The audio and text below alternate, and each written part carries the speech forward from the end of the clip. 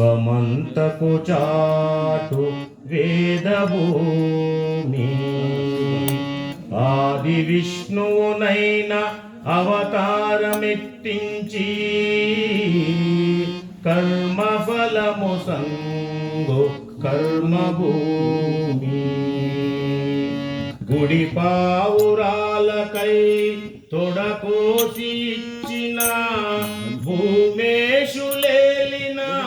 పుణ్యభూమి